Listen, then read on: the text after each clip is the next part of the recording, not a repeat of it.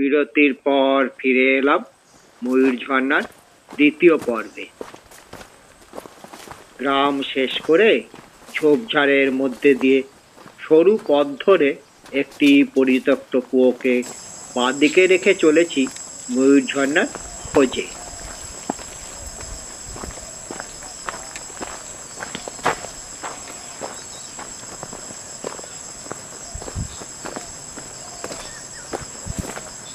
গ্রাম থেকে বের হয়ে পাওয়া গেল বেশ কিছুটা ফাঁকা জায়গা।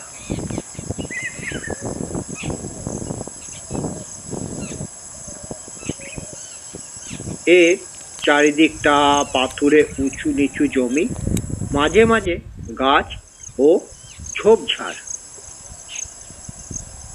আর মাঝখান দিয়ে সরু পায়ে চলার পথ। চারিদিকটা ঘন জঙ্গল দিয়ে ঘেরা, ওপরে নীল আকাশ, একেবারে শান্ত এবং নির্জন। এই নিচু পাথুরে জমিগুলিতে গ্রামের মানুষেরা ধান চাষ করে।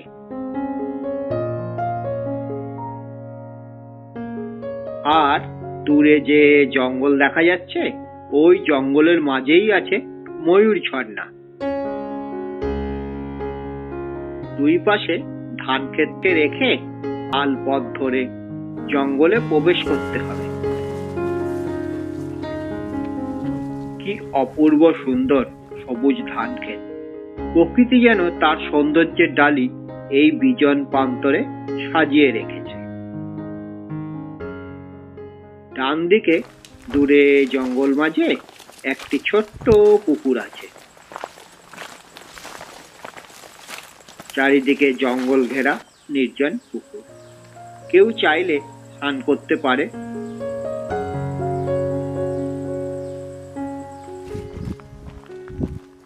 ময়ূর ঝর্ণার খোঁজে এবার জঙ্গলে প্রবেশ করেছি।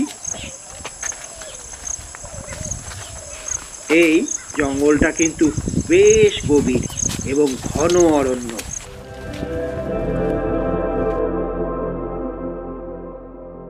আমার সঙ্গে রয়েছে বন্ধু এবং ছৌ শিল্পী গঙ্গেশ পাত্র।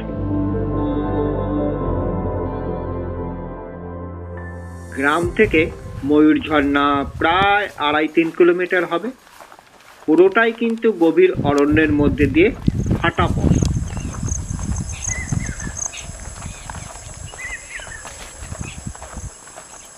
সাধারণত যারা গরু ও ছাগল চড়ায় এবং জঙ্গল থেকে কাঠ সংগ্রহ করে, তারাই কেবল এই জঙ্গলে প্রবেশ করে।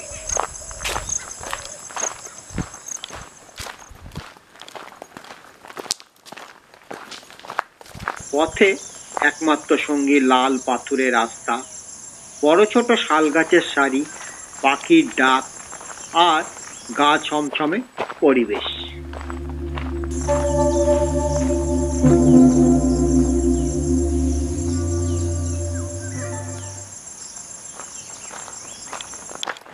যেহেতু পুরো রাস্তাটা জঙ্গলের মধ্যে দিয়ে পায়ে চলা সুড়ি পথ, পথ চেনে এমন কাউকে নিয়ে তবেই এই পথে আসবেন।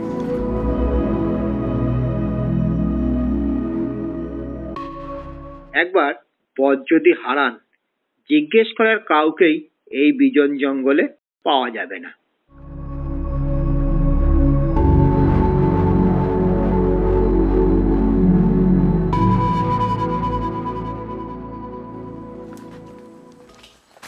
কি নির্জন গা ছমছমে জঙ্গল, চারিদিকে বড় বড় বনস্পতির ভিড়, আর রয়েছে বুনো হাতির ভয়।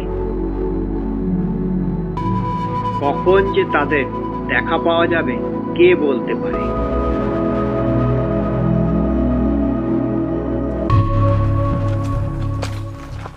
হাতিরা সাধারণত ভোর বা সন্ধেবেলায় জঙ্গলে বের হয়। যারা নিভৃতে নির্জনে জঙ্গল পাহাড় ঘুরতে ভালোবাসেন, তারা যদি এই পথে একবার ভ্রমণ করেন, তবে তা হবে জীবনের এক অনন্য অভিজ্ঞতা।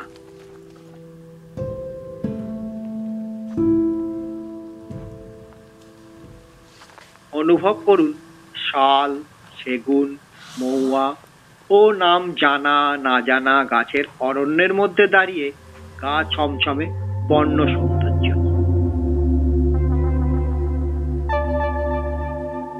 এইখানটা বিশাল বড় বড় গাছের সারি।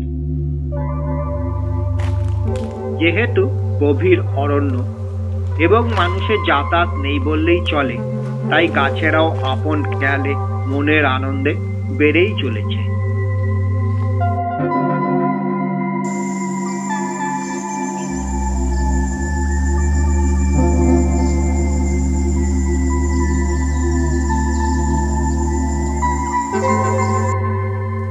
এখনো পর্যন্ত কোনো জলের দেখা নেই, কেবল জঙ্গল আর জঙ্গল।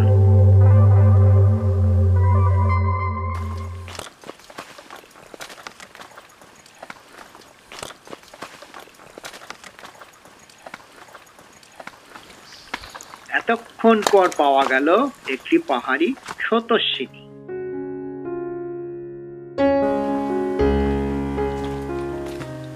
আগেই বলে রাখি, শুনেছি পাহাড়ি ঝোড়ার মাঝে একটি ছোট ড্যাম আছে, সেটাই ময়ূরঝর্ণা নামে পরিচিত।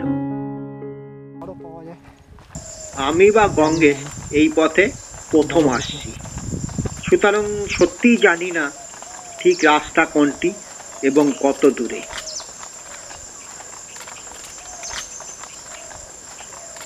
একটু ঝুঁকি নিয়েই কিন্তু এই পথে চলেছি।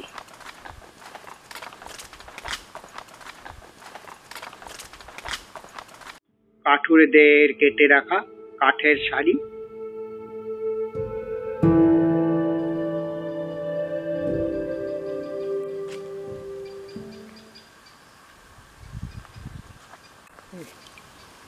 পুনরায় পাওয়া গেল আরেকটি পাহাড়ি ঝোড়া।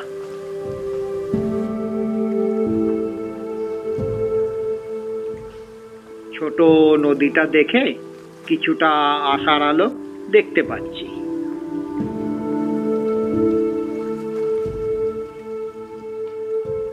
এই নদীটাকে লক্ষ্য রেখে গেলে আশা করি ঝর্ণায় পৌঁছতে পারবো।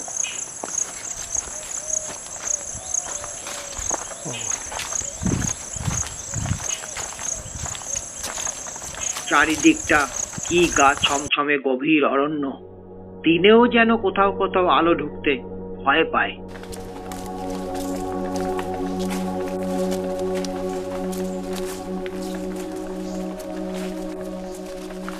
খুব দুরু দুরু গা ছমছমে অনুভূতি নিয়ে এগিয়ে চলেছি।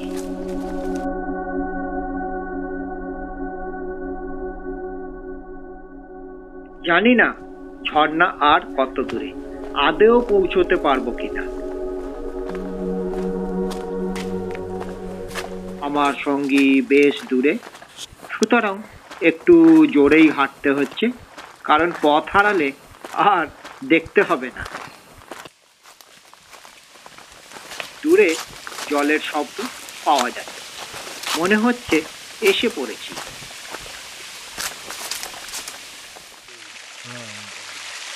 কষ্ট সার্থক, অবশেষে ময়ূরঝর্ণার দেখা পাওয়া গেল।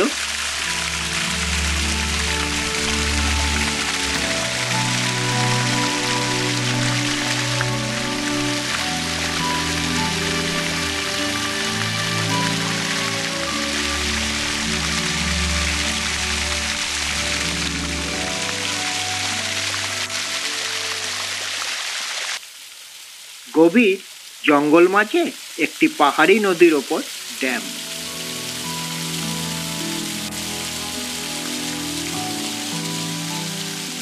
এটি হয়তো তথাকথিত ঝর্ণা নয়, কিন্তু এখানে অরণ্যের মধ্যে দিয়ে আসার পথ এবং চারিদিকের গভীর অরণ্যের মধ্যে দাঁড়িয়ে প্রকৃতিকে উপভোগ করার যে বিরল অভিজ্ঞতা, তা এখানে আসলে পাওয়া যাবে।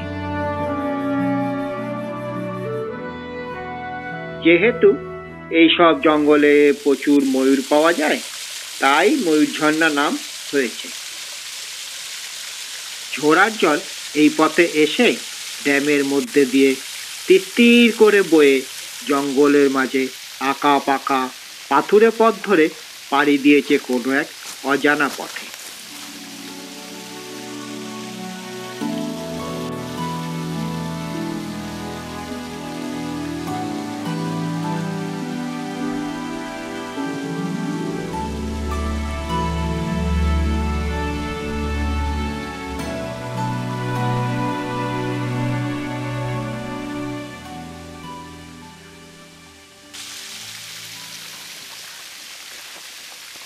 এই সোজা পথ ধরে কাকড়াঝোড় থেকে গভীর জঙ্গল পথে এখানে আসা যায়।